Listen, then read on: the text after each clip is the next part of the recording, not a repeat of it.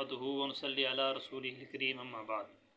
معزز سامعین، آپ حضرات کے سامنے آج جس مسئلے پر گفتگو کرنی، امام کے پیچھے مقتدی کو قرات کرنی چاہیے یا نہیں کرنی چاہیے، تو یہ کوئی مشکل مسئلہ نہیں ہے، بالکل آسان اور عام فہم سا مسئلہ ہے۔ اس میں بلا وجہ اختلاف ڈالا جاتا ہے، حالانکہ اس میں اختلاف کی گنجائش نہیں ہے۔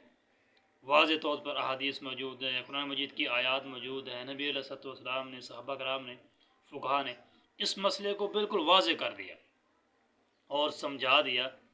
آپ دیکھیں، ابھی آپ کے سامنے قرآن مجید کی آیت پیش کرتا ہوں۔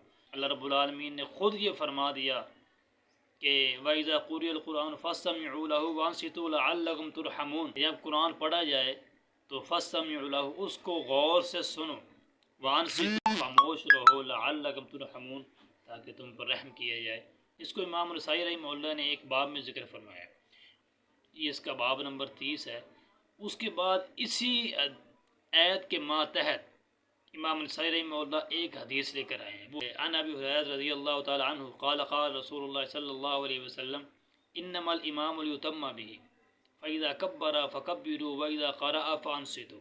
امام اس لیے ہے کہ تاکہ اس کی اقتداء کی جائے۔ آپ السلام نے فرمایا جب وہ تکبیر کہے تم بھی تکبیر کو، اور جب وہ امام پڑھے تو تم خاموش رہو۔ یہ ایک جس سے یہ معلوم ہوتا ہے کہ امام جب پڑھے تو خاموش رہو۔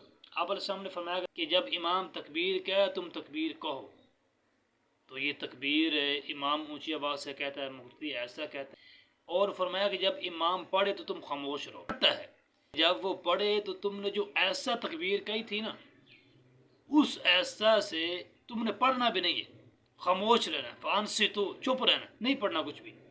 یہ دیکھیں آگے سنن ابن ماجہ کی ایک حدیث ہے، آپ علیہ السلام نے فرمایا، حدیث نمبر 846 ہے، الامام لیتم به فاذا کبر فکبروا واذا قرأ فانصتوا واذا قال غیر المغضوب علیہم ولا الضالین فقولوا آمین۔ فرمایا امام اس لیے ہے تاکہ اس کی پیروی کیجیے، جب وہ تکبیر کہے تم بھی تکبیر کو، جب امام قرات کرے تم خاموش رہو، اور جب وہ غیر المغضوب علیہم ولا الضالین کہے اب تم آمین کہو۔ اب اس قرات میں، جس قرات میں غیر المغضوب علیہم ولا الضالین آتا ہے، اس کے بعد تم نے ہاں آمین کہہ لینا ہے، لیکن جب قرات شروع کرے تو اس وقت تم نے خاموش رہنا ہے، یعنی تکبیر کہنے کے بعد جو قرات شروع ہوتی ہے اس وقت چپ رہنا ہے۔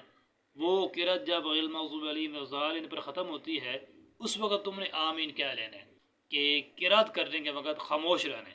اب یہاں